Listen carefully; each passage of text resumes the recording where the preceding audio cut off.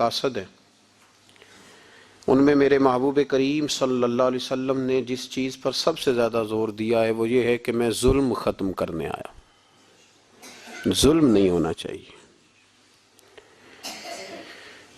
ایک تو ہے کسی کو مارا جائے، اس کے منہ پر اس کو گالی دی جائے، اس کو ستایا جائے، اس کے راستے میں کانٹا بچھایا جائے، اس کو پتھر سے، تھپڑ سے، ڈنڈے سے، تلوار سے مارا جائے، یہ تو ایک بہت بڑی بات ہے۔ اسلام یہ کہتا ہے کہ تو اپنے گھر کے اندر بیٹھ کے بھی کسی مسلمان کے خلاف بات بھی نہ کر۔ اتنا زیادہ پابند مذہب، اپنے گھر کی چار دیواری کے اندر بیٹھ کر بھی کسی مسلمان کی برائی کرنے کی، صرف زبان سے سازش کرنے کی بات نہیں، اس کے خلاف منصوبہ بندی کرنے کی بات نہیں، اس کو لوگوں کو اس کے خلاف ابھارنے یا اکسانے کی بات نہیں، خالی اس کے خلاف گفتگو، اور وہ والا عیب جو اس میں پایا جاتا ہے، وہ عیب جو اس میں موجود ہے، وہ عیب بھی تجھے گھر کے اندر بیٹھ کر نجی اور ذاتی محفل میں بھی بیان کرنے کی اسلام اجازت نہیں دیتا، اور اسلام نے اس کو غیبت کا نام دیا۔ اور میرے نبی پاک صلی اللہ علیہ وسلم نے فرمایا یہ فعل کہ تو گھر کے اندر بیٹھ کر کسی کی عزت کے بارے میں بات کرے، سمجھ لے تو نے زنا سے بھی برا کام کیا، یہ بدتر ہے زنا سے بھی۔ یہ جو زیادتی اور ظلم ہے نا میرے بھائی، اس کو اسلام نے اس قدر زیادہ ناپسند کیا، اور اس پر اسلام نے اس قدر زیادہ احکامات بیان کیے۔ میرے نبی کریم صلی اللہ علیہ وسلم نے فرمایا قیامت کے دن اللہ مظلوم کے ساتھ ہوگا۔ اللہ کس کے ساتھ ہوگا؟ قیامت کے دن اللہ مظلوم کے ساتھ ہوگا۔ اور یہ لفظ ہیں حدیث مبارکہ میں ابن حجر علیہ رحمہ نے لکھے، اللہ قیامت کے دن مظلوم کے ساتھ ہوگا، اور اگلے لفظ سنو گے تو حیران رہ جاؤ گے۔ فرمایا اللہ قیامت کے دن مظلوم کے ساتھ ہوگا اگرچہ وہ مظلوم کافر ہی کیوں نہ ہو، اگرچہ وہ مظلوم، اللہ اس کے ساتھ ہوگا۔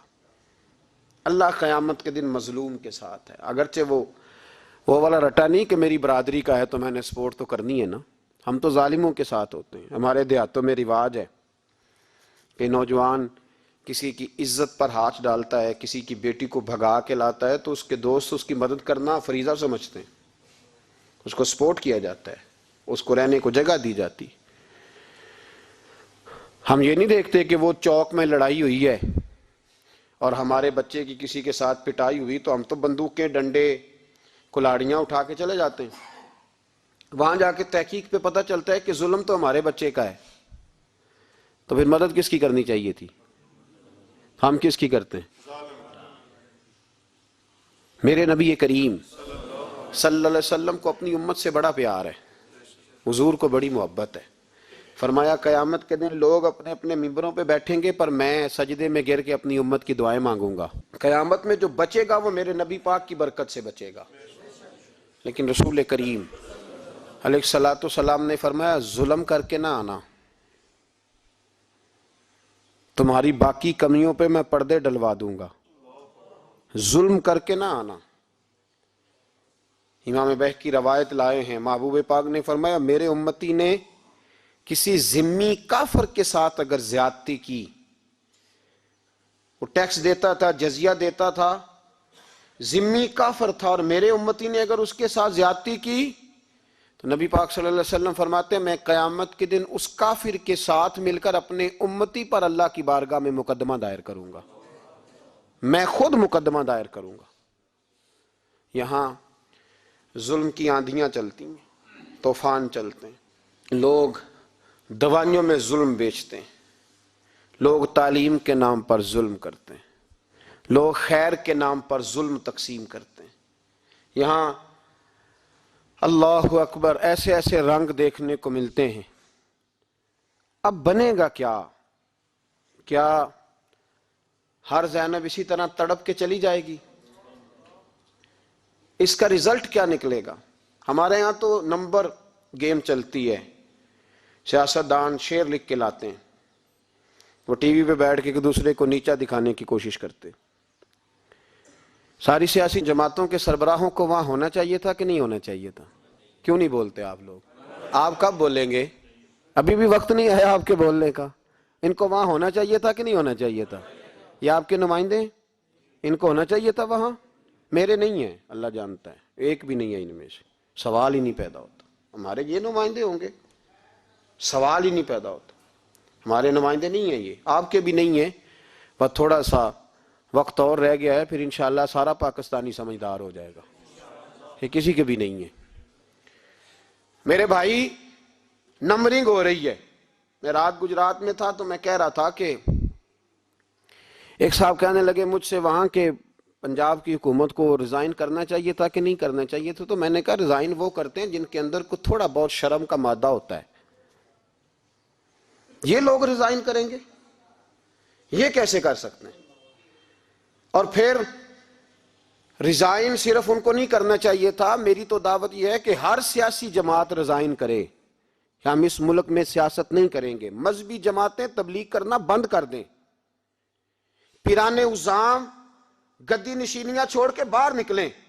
یہ جو ہر چوک اور ہر چوراہے میں لوگ نصیحتوں کا بازار گرم کر کے کھڑے ہیں، یہ چھوڑ دیں. کیا اثر ہے تمہاری تبلیغوں کا؟ کیا مل رہا ہے قوم کو؟ تمہاری گدیاں کیا تزکیہ نفس کر رہی ہیں؟ اور ہر اس آدمی پہ مقدمہ ہونا چاہیے جس کے موبائل میں گندی فوٹو ہے. ہر وہ آدمی مجرم ہے جو گند دیکھتا ہے، گند آگے تقسیم کرتا ہے. ایسے ہی ایک دو آدمی کا نام لگا کے چپ کر گئے ہو. صبح قیامت کے دن اس زینب کے خون کے حساب میں مجھے بھی پوچھا جائے گا اور آپ کو بھی پوچھا جائے گا. ہر ایک آدمی دوسرے پہ بوجھ ڈال کے خاموش ہو جاتا ہے. حکومت نے غلط کیا. حکومت بنوائی کس نے تھی؟ کس نے ووٹ دیا تھا؟ برابر کے شریک ہیں ان کے جرموں میں جو ان کو ٹھپے لگاتے ہیں. چپ کر جاتے ہو تنقید کر کے. حضرت سیدنا امام مالک رحمت اللہ علیہ فرمایا کرتے ظالموں کا مددگار بھی ظالم ہوتا ہے. تو ان کو ٹھپے لگانے والا ظالم نہیں ہوتا؟ وہ نہیں مددگار ظالموں کا؟ ابھی تک لوگ کہہ رہے ہیں مولانا آپ سخت جملے کہتے ہیں، آپ سخت جملے کہتے ہیں، آپ بچیں. میں نے کہا تمہیں پتہ نہیں نا، تمہیں خبر نہیں، تم اس زیادتی کا شکار نہیں ہو، تمہیں کیا پتا. میرے ایک چچا کا بیٹا تھا، اکلوتا تھا، وہ رستے میں جاتے ہوئے کسی کی گولی کا شکار ہو گیا. میں تھانے گیا پرچہ کٹوانے. طالب علمی کا زمانہ تھا. جب میں گھر سے نکلا تھا تو میری جیب میں 2 روپے تھے. میرے تو ابا جی بڑی دیر پہلے انتقال کر گئے. چچا کی یہ حالت تھی کہ وہ بیچارے اٹھنے کے قابل نہیں رہے. ایک بیٹا تھا. اور میں جب تھانے گیا تو میں نے پرچہ کاٹنے والے سے کہا کہ قتل ہو گیا ہے، پرچہ کٹوانا ہے. اور ڈاکٹر یہ کہتا ہے، ڈاکٹر جو مسیحا بنے پھرتے ہیں قوم کے، وہ کہتا ہے لاش کو ادھر رکھو اور پہلے پرچہ کٹوا کے لاؤ، پھر پوسٹ مارٹم کریں گے. اس نے بھی ایک ٹیلی فون کرنا گوارا نہیں کیا. یہ سارے ظالم ہیں الا ماشاءاللہ. یہ سب کٹہروں میں آئیں گے. ان سب کو حساب دینا ہے. ان کی گودوں میں بیٹھنے والے مولوی اور پیر سب سے پہلے وہ لٹکائے جائیں گے. سب سے پہلا نمبر ان کا ہے. میں نے جا کے کہا پرچہ پہلے پرچہ کٹواؤ پھر پوسٹ مارٹم شروع. میں نے کہا پرچہ، تو پولیس والا مجھے کہنے لگا ایک پینسلوں کا ڈبہ لاؤ. یہ نمائندے ہیں ہمارے، یہ ہماری حفاظت کرنے پہ ہیں. تم نے خود اپنے لیے پولیس بنائی ہے. زینب کا چچا کہتا ہے جب میں تھانے گیا تھا پرچہ کٹوانے تو مجھے پولیس والے کہتے تھے اگر مالٹے ٹھنڈے ملتے ہیں تو لے کے آ. اور زینب کا چچا کہتا ہے کہ وہ مجھے کہتے تھے کہ جا نیسلے کی 2 بوتلیں لا، پانی پینا ہے. اس ملک پہ بسنے والوں کا کوئی وارث نہیں، کوئی نہیں ان کا والی وارث. اور کہتے ہیں کوڑے میں پڑی لپٹی ہوئی خون سے لاش. اور مجھے پولیس والے کہتے ہیں فلانے نے لاش ڈھونڈی ہے، اسے تو پہلے 10,000 دے لے. میں ظالم ہوں، آپ ظالم ہیں. انہوں نے ان ظالموں کو اپنا سپہ سالار بنایا ہے. تیاری کر رہو اللہ کے حضور. میں نے پوچھا رب کریم سے مولا تو بتانا رزلٹ کب نکلے گا؟ تو رب کریم نے فرمایا دنیا تو غافل ہو سکتی ہے، وَلَا تَحْسَبَنَّ اللَّهَ غَافِلًا عَمَّا يَعْمَلُ الظَّالِمُونَ. کر جا کے سورۃ ابراہیم کی آیت نمبر 42 پڑھو. رب فرماتا ہے اللہ غافل نہیں ہے ان لوگوں سے جو دنیا میں ظلم کر رہے ہیں. اللہ ظالموں کے کاموں سے غافل. تو پھر مولا رزلٹ کیا ہے؟ فرمایا انما یؤخرہم لیوم، اللہ نے ایک دن کے لیے یہ فیصلے رکھے ہوئے، رب روز عدالت نہیں لگائے گا، اللہ نے ایک دن رکھا ہوا ہے۔ تشخص فیہ الابصار، فرمایا میں ظالموں کو اس طرح لٹکاؤں گا کہ لوگوں کی آنکھیں کھلی کی کھلی رہ جائیں گی۔ میں ظالم کو، رب کریم فرماتا ہے مجھے کوئی غافل نہ سمجھے، وقت آنے والا ہے، وقت آنے والا ہے۔ حضرت وہب ابن منبہ رحمت اللہ تعالی علیہ فرماتے ہیں، آپ فرماتے بنی اسرائیل کے اندر ایک بادشاہ بڑا ظالم تھا، اس نے محل تعمیر کرنا شروع کر لیا، محل بن رہا ہے، محل کے بیچ ایک جھونپڑی آ گئی، کٹیا ایک بوڑھی عورت کی، تو بادشاہ نے اس بی بی سے کہا کہ یہ کٹیا، یہ جھونپڑی دے دو، میرے محل کا نقشہ خراب ہوتا ہے۔ تو بوڑھی کہنے لگی میں بیوہ بھی ہوں، بے اولاد بھی ہوں، جب میں بیاہ کے یہاں آئی تھی تو میرے ابا نے کہا تھا بیٹی تیرا جنازہ نکلنا چاہیے، تو چلو میں پکا ہوا پھل ہوں، تھوڑا وقت رہ گیا ہے، مر جاؤں گی تو تمہارا ہی ہے، میرا کون سا قبالی وارث ہے، چلو زندگی کی جو سانسیں رہ گئی ہیں مجھے یہاں گزار لینے دو۔ بوڑھی منت کرنے لگی، بادشاہ نے کہا نہیں نہیں تو پیسے لے اور ہمیں خالی کر کے دے جھونپڑی۔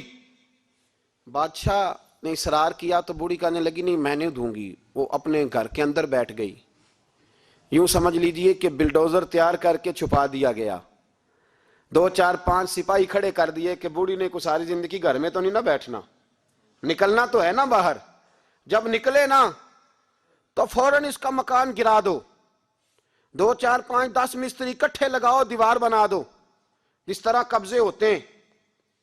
بوڑھی کچھ دیر تو چمٹی رہی گھر کے ساتھ، پھر اس کو نکلنا بھی تھا، جب اس نے سمجھا کہ امن ہو گیا ہے پھر وہ بوڑھی باہر نکلی، اور جب وہ گئی نا، جب وہ گئی باہر چند گھنٹوں کے بعد واپس آئی تو جھونپڑی گری ہوئی تھی، گھر کی چھت کے تنکے ہواؤں کے ساتھ بکھرے ہوئے تھے، نیا مکان بن گیا۔ وہاب ابن منبہ علیہ رحمہ فرماتے ہیں اس بی بی نے جو دعا مانگی تو عرش فرش ہلنے لگے، زمین کانپنے لگی۔ اس بی بی نے لفظ پتہ کیا ادا کیے؟ کہنے لگی اے اللہ میں تو موجود نہیں تھی، تو بتا تو کہاں تھا؟ اللہ میں تو نہیں تھی، زینب کی اماں بھی پوچھتی ہے اللہ میں تو نہیں تھی، تو موجود تھا نا؟ تو عرش کا مالک کہتا میں ہلا دوں گا۔ ذرا ان علماء کو، مشائخ کو، ان ارباب اقتدار کو دیکھ لینے دو، میری ڈھیل ہے، میں انہیں ہلا دوں گا۔ کہتی اللہ میں تو نہیں تھی، تو کہاں تھا؟ تو بتا۔ رب کریم نے فرمایا جبریل دوڑ کے جا، دوڑ، اللہ حکم کیا ہے؟ فرمایا پلٹ دے اس بستی کو، تباہ کر دے ان لوگوں کو جو ظلم پر چپ رہتے، انہیں تباہ کر دے۔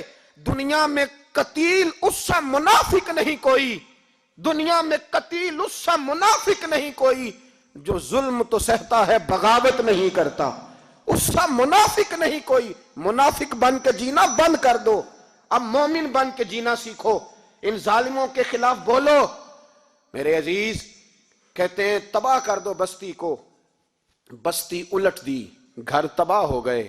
یاد رکھو عرش کا مالک کہتا ہے تو میں دیکھ رہا ہوں، ورنہ کوئی موجود نہ تھا، میں تو تھا نا، میں تو سارا کچھ دیکھ رہا ہوں۔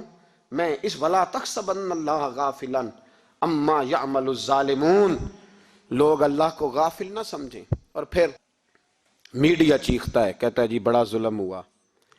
اس کام میں سب سے زیادہ کردار اس برائی کو پھیلانے میں میڈیا کا ہے۔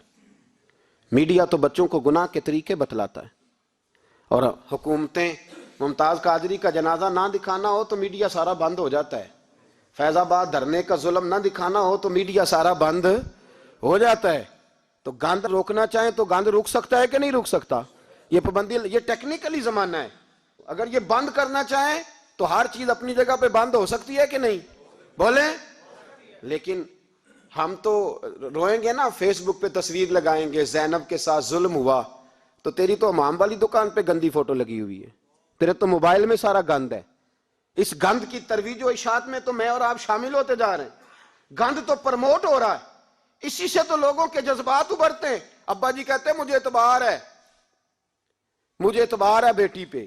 یہ کیا تماشا ہوا اعتبار کا؟ یہ کیا بات ہوئی؟ اعتبار کس کو کہتے ہیں؟ حضرت جنید بغدادی رحمت اللہ تعالی علیہ، آپ سے کسی نے پوچھا، میں تھوڑے دن پہلے، مجھے گجرات یونیورسٹی کے کچھ طالب علموں نے دعوت دی، کچھ اساتذہ نے کہا کہ یہاں سیرت سیمینار ہے، آپ آئیں۔ سیالکوٹ میں جو کیمپس ہے، میں وہاں جب پہنچا تو میں نے کہا یار یہ صرف لڑکے ہونے چاہیے۔ کہنے لگے اتنے مولوی تقریر کرتے ہیں لڑکیوں میں، تو آپ، تو میں نے کہا یار مجھے دکھیا نو سمجھ لو، میں پرانے خیالات کا ہوں، اور ویسے بھی میرے لیے مولوی حجت نہیں، میرے لیے رسول اللہ کا دین حجت ہے، تو آپ پردہ کرائیں۔ خیر انہوں نے مہربانی کی، کوئی پارٹیشن ہو گئی۔ جب میں پہنچا تو شاید 1.5 منٹ لگا ہو مجھے گیٹ سے ہال میں جانے تک، لیکن وہاں جو بچے اور بچیوں کا میں نے حال دیکھا تو میں دعا مانگ رہا تھا، اے اللہ تو اس قوم پہ فضل فرما، اس قوم پہ۔ ابا جی کہتے مجھے اعتماد ہے، نابینا سے ابھی ہیں عبداللہ ابن مکتوم رضی اللہ تعالیٰ، وہ آئے ہیں تو نبی پاک صلی اللہ علیہ وسلم نے فرمایا عائشہ پردہ کر لو، تیرے گھر میں بسنے والی بی بی سید عائشہ سے بھی پاک ہے، تیری بیٹی حضرت عائشہ صدیقہ سے بھی زیادہ حرمت والی ہے۔ نبی پاک نے فرمایا عائشہ پردہ کرو، حضور وہ نابینا ہے۔ فرمایا تمہیں تو نظر آ رہا ہے نا، تیرا اعتبار یہاں سے بھی زیادہ بڑھ گیا ہے۔ حضرت جنید بغدادی سے کہا حضور ہمیں قرآن شریف پڑھا دیں، آپ نے فرمایا درمیان میں عورتیں پردہ ڈالیں پھر پڑھاؤں گا۔ کہا حضور قرآن پاک ہی پڑھانا ہے؟ تو حضرت جنید فرمانے لگے پڑھانے والے حسن بصری ہو اور پڑھنے والی رابعہ بصری ہو اور درمیان میں قرآن پڑھا ہو، پھر بھی میں انہیں بغیر پردے کے پڑھنے کی اجازت نہیں دیتا۔ یہاں تو حال ہی کوئی نہیں، اس گند کو روز پرموٹ کرتے ہو، نوجوانوں کے جذبات بکھرتے ہیں اور بپھرتے ہیں، اور پھر اس کے بعد کہتے ہو کہ آگ نہ لگے۔ یہ کیسے ہو سکتا ہے؟ تم نے خود آگ لگائی ہے چمن میں اپنے، بے سبب گردش ایام کو الزام نہ دو، تم نے خود نور کا ظلمت سے کیا ہے سودا، کر کے توہین سحر شام کو الزام نہ دو۔ او بھائی یاد رکھو، جب تک یہ گند رہے گا فحاشی اور عریانی رہے گی۔ انڈیا کے اندر زیادتی کے واقعات زیادہ ہیں پاکستان کی نسبت، کیوں؟ اس لیے کہ گند زیادہ ہے، فحاشی اور عریانی۔ اسلام نے تو نظر تک پر پابندی لگا دی، کہا اپنی نظر بھی مومن جھکا کے رکھیں، جو چیزیں سبب بن سکتی ہیں ان پر بھی پابندی لگا کے رکھی۔ ہم توجہ ہی نہیں کرتے، خیال ہی نہیں ہے، اس کو پرموٹ کیا جاتا ہے۔ اور سب سے دوسری بڑی وجہ یہ ہے کہ مجرم کو سزا نہیں ملتی، مجرم کو سزا بولیے، وہ چھوٹ گیا نا سرے عام ایک بڑے آدمی کا بیٹا قتل کرنے والا، چھوٹ گیا نا، وہ جس نے سرے عام ایک سپاہی کانسٹیبل کو کچل دیا تھا، وہ بچ گیا نا، آ گیا نا باہر۔ ریمنڈ ڈیوس کئی گولیاں مار کے بچ گیا نا۔ جب مجرم کو سزا نہیں ملتی تو پھر گناہ بند۔ میرے رسول پاک صلی اللہ علیہ وسلم نے قانون دیا، قانون، ایک عورت نے چوری کی، اس کے حضرت سیدنا اسامہ بن زید حضور کے محبوب صحابی سفارشی بن کے آئے، حضور تھوڑی لچک دے دیں۔ نبی پاک نے فرمایا سنو، میری بیٹی فاطمہ بھی چوری کرتی تو میں ہاتھ کاٹ دیتا۔ مجرم کے لیے سزا ضروری ہے، مجرموں کو سزا ملے گی تو حالات بہتر ہوں گے۔ کہتے ہیں سرے عام پھانسی لگاؤ، کہتے ہیں قانون میں گنجائش نہیں۔ تمہارے لیے قانون روز بدل جاتا ہے۔ جب مطالبہ کیا گیا نا کہ سرے عام جاگ رہے ہیں آپ لوگ کہ سو گئے؟ جی چلے میں دعا کرتا ہوں اللہ کرے میری قوم جاگ جائے، آمین تو کہہ دیں، اللہ کرے آپ لوگ جاگ جائیں اور جاگتے رہیں۔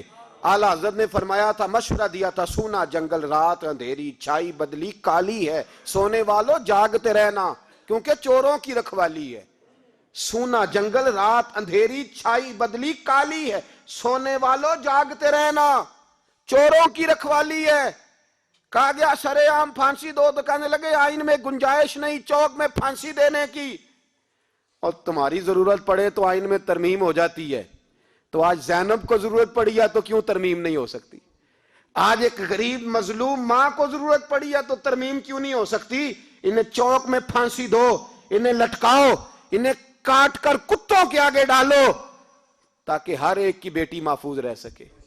اور وہ زینب کسی اور کی بیٹی نہیں، وہ میری بیٹی ہے، وہ میری بیٹی ہے۔ کبھی 6 سال کی بیٹی سینے پہ لٹا نا اور پھر اس باپ کا درد محسوس کر، تجھے اندازہ ہو کہ بیٹی تو بیٹی ہوتی ہے۔ حاتم تائی کی بیٹی ننگے سر دربار رسالت پہ آئی تو میرے نبی پاک نے چادر دی۔ سلمان فارسی کہنے لگے سونیا کافر کی بیٹی ہے، تیری پاک چادر ہے، میں اپنی نہ دے دوں؟ تو حضور نے فرمایا سلمان چپ کر جا، بیٹیاں سانجھی ہوتی۔ بیٹیاں سانجی ہوتی ہیں. چپ کر, کافر کی بیٹی صحیح بیٹی تو ہے نا, اور بیٹیاں تو سانجی ہوتی ہیں. یہاں اتنا ظلم اور اتنا حشر ہو گیا اور کہتے ہیں پتہ نہیں چلا. دیکھتے ہیں, کرتے ہیں, سنتے ہیں. یاد رکھو ظلم کبھی مٹا نہیں کرتا, ظلم کبھی. اس لیے زینب بھائی, زینب تو میری بیٹی ہے, زینب تو تیری بیٹی ہے, زینب تو امت کی بیٹی ہے, زینب تو پاکستان کی بیٹی ہے, زینب تو ہر اس شخص کی بیٹی ہے جو کسی بھی بچی کا باپ ہے, جو کسی بھی بچے کا باپ ہے. وہ ملت کی بیٹی ہے, اس لیے وہ دکھ کسی ایک کا نہیں, وہ سب کا برابر کا ہے. بس یاد رکھو اس معاشرے میں پہلی بات یہ کہ اس گند پہ, بے حیائی پہ کنٹرول. دوسری بات یہ تدارک عرض کر رہا ہوں, مجرم کو سزا ملے. اگر پرانے مجرموں کو سزا ملتی تو کبھی بھی دوبارہ جرم کی کسی کو ہمت. حضرت عمر کے زمانے میں جرم کیوں بند ہوئے تھے؟ اس لیے کہ وہ سرے عام کوڑے مارتے تھے, ان کا درہ لٹکتا تھا, وہ کسی کو گنجائش نہیں دیتے. کسی کو گنجائش, گورنر کا بیٹا بھی زیادتی کرتا تو چوک میں کھڑے ہو کے درے مارتے. فرماتے لوگوں کی ماؤں نے انہیں آزاد پیدا کیا, تم نے کیسے غلام بن لیا. یہاں جب قانون بدلتا ہے اور پھر شکوہ ہے, ہمیں غریب آدمی نے تو پرچہ درج کرانا ہو تو اس کو تو چودھری صاحب بھی وقت نہیں دیتے, اس کو تو چودھری صاحب بھی کہتے ہیں گڈی کرائی آ, پیسے ہے نہیں تھانے جانے دے, اتنے پیسے لگ دین. ظالموں ڈرو اللہ تعالیٰ سے, ڈرو. اور غریب آدمی چلا جائے تھانے تو اس کو پولیس والا پوچھتا ہے, وہ کہتا ہے کس طرح ہوا تھا, کس طرح کر کے ہوا, تفصیل بتا.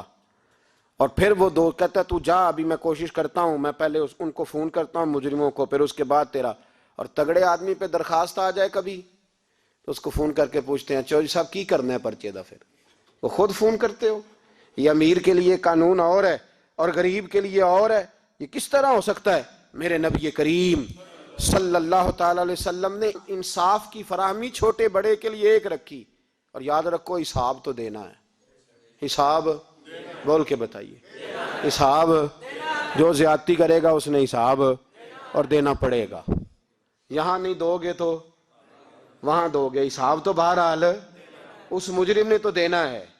لیکن ارباب اقتدار نے بھی, حضرت عمر فرمایا کرتے تھے میرے دور میں کتا بھی پیاسا مر گیا تو حساب میں نے دینا ہے, چونکہ میری حکومت تھی, کتے کو پانی ملنا چاہیے تھا, اس کے دروازے تک پانی پہنچنا چاہیے تھا. حساب تو دینا ہے.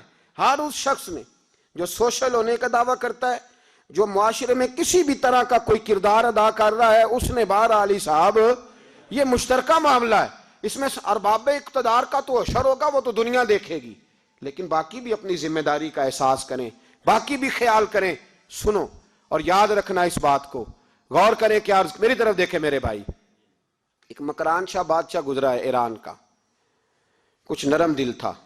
وہ نا سیر کرنے نکلا, درمیان میں پل آتا تھا, ایک دریا تھا, اس کا پل تھا, اور پل کے اس پار جنگل تھا, سبزہ تھا, سیرگاہیں بنی ہوئی تھی. بادشاہ وہاں 2-4 دن رہنے کا ارادہ کیا. جب بادشاہ وہاں پہنچتا ہے نا مکران شاہ, تو اس نے دیکھا کہ وہاں 2-3 دن قیام کرنا ہے, جھیل ہے, سیرگاہ ہے, وہاں اس نے رکنے کا پروگرام بنا لیا. بادشاہ تو علیحدہ اس کے لیے رہائش تھی, سپاہی علیحدہ رہتے تھے.